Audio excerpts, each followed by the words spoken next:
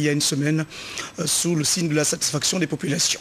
Et puis le conseil d'administration de l'Office des ports et rades du Gabon. Les travaux ont été suivis pour la rédaction de la première chaîne de télévision par Patrick Simangoy. Madame, Messieurs, bonsoir et bienvenue à ce rendez-vous d'actualité dominicale. Nous allons tout de suite ouvrir avec le dernier bilan des 2 attentats simultanés qui ont ébranlé le royaume de Norvège. 91 morts, mais des recherches qui se poursuivent encore. Le président de la République gabonaise, son Excellence Ali Bongo Ondimba, vient donc d'adresser un message de soutien. Je vous en donne le contenu. Le président de la République gabonaise, son Excellence Ali Bongo Ondimba, à Sa Majesté le roi de Norvège. Majesté, je viens d'apprendre avec effroi et tristesse le double attentat qui vient d'endeuiller le peuple ami de Norvège. En ce jour qui marquera sans doute à jamais une trace indélébile, la mémoire collective de votre vaillant peuple épris de paix, je tiens à vous exprimer toute ma sincère sympathie à laquelle l'ensemble du peuple gabonais unanime s'associe. Veuillez croire, Majesté, en l'expression de ma sincère affliction et de ma profonde tristesse, signé le président de la République gabonaise, son Excellence Ali Bongo Ondimba. Revenons chez nous pour parler cette fois des préparatifs de la Coupe d'Afrique des Nations de football que le Gabon va co-organiser avec la Guinée équatoriale voisine. La presse présidentielle s'est penchée justement sur l'évolution des travaux de construction de certains stades, notamment celui d'Angondje au nord de la capitale gabonaise. Bienvenue Minko pour la presse présidentielle. L'image date du mois d'octobre 2010. Le chef de l'État affiche sa satisfaction sur le site du stade de l'amitié sino-gabonaise qu'il visite. 9 mois plus tard, l'ouvrage, inscrit au registre de stade de compétition pour la CAN 2012, peaufine ses finitions. C'est l'heure de la pause. Mais en ce jour de week-end, les ouvriers sont bien à pied d'œuvre.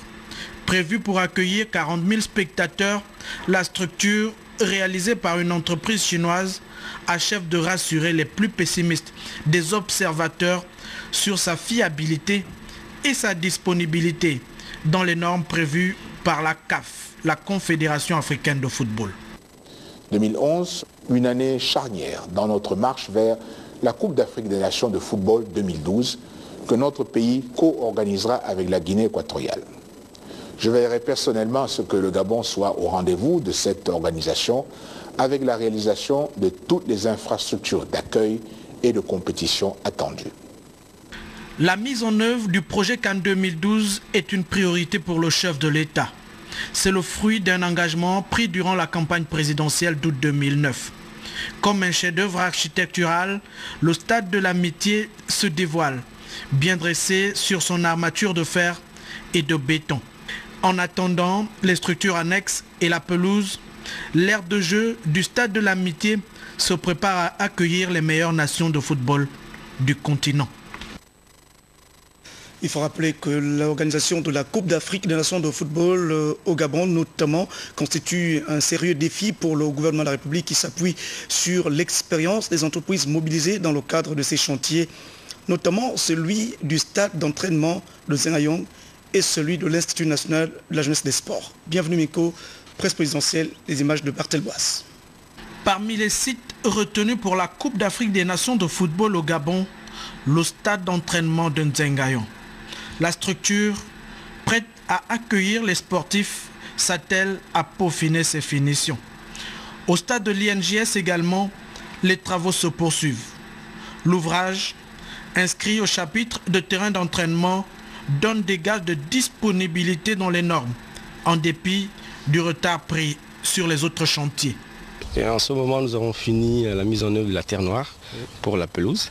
La semaine prochaine, nous allons commencer l'ensemencement. Idem pour la toiture, vous voyez l'autre côté. On va commencer la pose de la charpente la semaine prochaine. Je suis satisfait de ce que je fais. J'aurais aimé aller plus vite, mais il y a beaucoup d'aléas qui s'offrent à nous et puis on fait avec. Passionné de sport et de football, le chef de l'État a à cœur le respect des délais contractuels et la finalisation de cette œuvre pour la jeunesse gabonaise. La dernière Coupe d'Afrique des Nations organisée dans la sous-région d'Afrique centrale remonte à l'année 1972 au Cameroun. Nous allons au Bénin, à l'ouest du continent, où le chef de l'État, Ali Bongo Ondimba, a parrainé la 6e promotion de l'École nationale des officiers de Tofo au Bénin. Le président de la République a été représenté par le ministre gabonais en charge de la Défense, Rufin Pacom Onzunga. Était avec lui pour la rédaction de la première chaîne de télévision, Patrick Simangoy et Victor Mundonga. À l'aéroport de Cotonou, Rufin Pacom Onzunga est salué par son homologue béninois avec qui il a eu un premier échange fructueux sur les rapports de bon voisinage que nos deux États entretiennent. Leurs excellences Ali Bongo Ondimba et Dr Yayi Boni partagent régulièrement leur point de vue sur les questions d'intérêt commun. Le choix du chef de l'État gabonais Ali Bongo Ondimba comme parrain des 2 promotions des élèves officiers de l'école de Tofo au Bénin en est une parfaite illustration. Le baptême et la remise d'épaulettes aux 37 stagiaires de la 6e promotion du cours de formation initiale d'officiers et aux 7 stagiaires béninois de la 4e promotion des cours d'officiers spécialistes a eu lieu en présence d'un parterre d'invités dont le président de la République du Bénin, Excellence Boni Yayi. La convergence de la politique nouvelle de recrutement et de formation mise en œuvre au plan interne et régional par nos pays depuis quelques années, en réponse aux conditions économiques difficiles des États, vise à n'en point douter l'émergence de jeunes cadres de contact au potentiel et compétences accrues. L'école militaire de Tofo offre une formation étalée sur 2 années. Messieurs les officiers de la promotion président Ali Bongo Ondimba, vous pouvez être fiers de la formation de qualité que vous avez reçue dans cette prestigieuse académie militaire. Vos résultats scolaires satisfaisants et c'est avec enthousiasme que je vous adresse mes chaleureuses et sincères félicitations au nom de votre parrain. La générosité et la culture de l'excellence de l'homme de paix qui caractérise votre illustre parrain devront désormais guider vos actions dans l'exercice de vos futures fonctions. Ici commence pour vous le long et difficile apprentissage du commandement. Enfin, au moment où vous débutez votre carrière d'officier, je vous exhorte au respect de l'éthique militaire, au sens de la responsabilité, à la loyauté et au goût de l'effort. Les stagiaires sont formés dans des domaines de formation aussi variés que les connaissances militaires générales, l'enseignement général de niveau universitaire et l'entraînement physique et sportif, sans oublier les stages spécialisés d'entraînement aux techniques commando. Le parrain de la promotion, Ali Bongo Ondimba, pour sa quête permanente de l'excellence, a remis à ses filleuls plusieurs présents composés de plusieurs ordinateurs de pointe et d'autres lots précieux, véritables symboles de la modernité incarnée aujourd'hui dans les différentes écoles militaires africaines et notamment au Gabon. Le cadeau du parrain offert par ses filleuls a été réceptionné ici par le ministre gabonais de la Défense nationale. Au terme d'une mission bien remplie, le ministre Rufin Pacom Onzunga a regagné Libreville. Restons à parler des forces de sécurité et de défense pour évoquer donc la fin à Tchibanga au Gabon, au sud du Gabon, des manœuvres médico-militaires dénommées Nyanga 2011. La rédaction de la première chaîne de télévision gabonaise a envoyé dans la délégation des responsables des forces armées 2 soldats, Yvette Okosa et Marie-Jo Moussa Voumoutikou.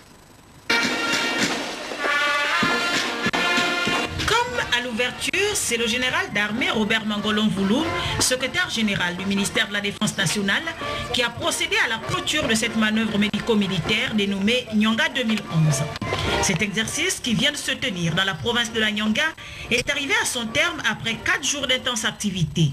L'armée en or, opérationnelle et républicaine, vient de démontrer encore une fois de plus sa capacité opérationnelle et ce, par le canal de son service de santé militaire, en allant administrer des soins gratuits aux populations de l'arrière-pays dans le cadre du concept Armée-Nation. Une opération appréciée à juste titre. En tant que maire de Tchibanga, je voudrais, au nom des populations du département de Mourouti et de celle de la commune de Tchibanga, manifester la gratitude et dire qu'on combien ces populations ont été heureuses de cette manœuvre. C'est ici le lieu encore de manifester notre gratitude au président de la République, chef de l'État, son Excellence Ali Bongo Ondimba, d'avoir bien voulu autoriser la tenue de cet exercice. On peut le dire sans risque de se tromper que la manœuvre médico-militaire Nyanga 2011 a tenu toutes ses promesses.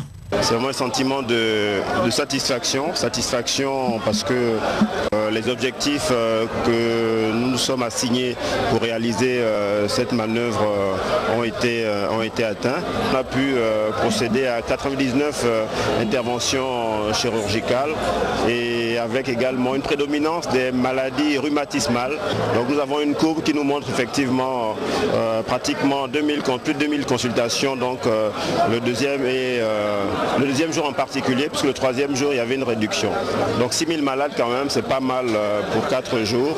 Au cours de cette cérémonie à laquelle prenaient part plusieurs autorités civiles et militaires, le secrétaire général du ministère de la Défense nationale a remis au gouverneur de province, Joseph Ngembot-Mbot, les médicaments restants. Un défilé militaire a mis un terme à ces grands moments de partage entre l'armée gabonaise et les populations minoises. Nous revenons à l'estuaire, mais toujours pour parler des questions de sécurité avec cette visite qu'effectuait le ministre en charge de la Justice, Mme Ida Reteno Asonoué, en Koltang, qui doit abriter, vous le savez, le site de la future prison centrale. Je vous propose ce reportage de Paul Siaki et de Jean-Pierre Moussouami de la rédaction.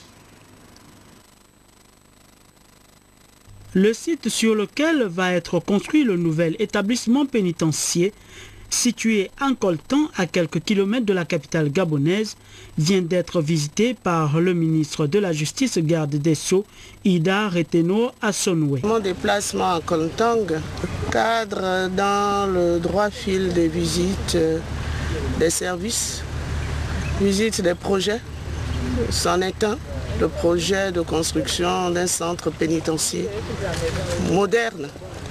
Un centre pénitentiaire qui répond aux normes des Nations Unies, un centre pénitentiaire qui pourra permettre la défense, la protection des droits de l'homme. S'agissant du début des travaux de ce chantier, le ministre s'est étendu longuement dessus. Là, nous avons déjà un aménagement pour tracer les plus grandes voies et par la suite, le temps étant clément, puisque nous sommes en saison sèche, nous aurons la société qui viendra, et puis le plus tôt possible, puisque le financement existe, le plus tôt possible, entamer la construction. Au cours de cette visite guidée, l'on notait entre autres la présence du gouverneur de l'estuaire Jacques Denitsanga, le commandant en chef de la sécurité pénitentiaire, le préfet du Komumonda et le président du conseil départemental. Et puis les membres du secrétariat permanent du NEPAD ont été officiellement investis dans leurs nouvelles fonctions. C'était à la faveur d'une séance de travail présidée par le ministre en charge du NEPAD, Aurélien Toutou. Je vous propose ce compte-rendu de cérémonie avec David Akombo de la presse du ministère des Relations avec le Parlement. Cette séance de travail présidée par le ministre en charge du NEPAD, Aurélien Toutou, avait pour toile de fond de présenter la feuille de route du travail qu'attendent les nouveaux membres du secrétariat permanent du NEPAD de Mayep, le mouvement africain d'évaluation des pairs par des pairs qui a pour objectif l'évaluation systématique des performances de notre gouvernance sur le plan politique, économique et social par les autres pays. Mais depuis la date que notre pays a adhéré à ce mécanisme, il n'a pas encore procédé à son auto-évaluation, encore moins par les autres États membres du MAEP. La nouvelle équipe, qui sera désormais dirigée par le professeur Eric Dodo Bungenza, devrait tout mettre en œuvre pour préparer le dossier que le chef de l'État doit présenter devant ses pairs. Le ministre Aurélien Toutou a mis à profit cette rencontre pour éviter les membres de cette structure à mettre en place une feuille de route des activités d'appui assortie d'un chronogramme précis. Aurélien Toutou. Dans la mise en place des infrastructures, surtout pour la réalisation des infrastructures, il y avait un petit verrou, c'était la bonne gouvernance.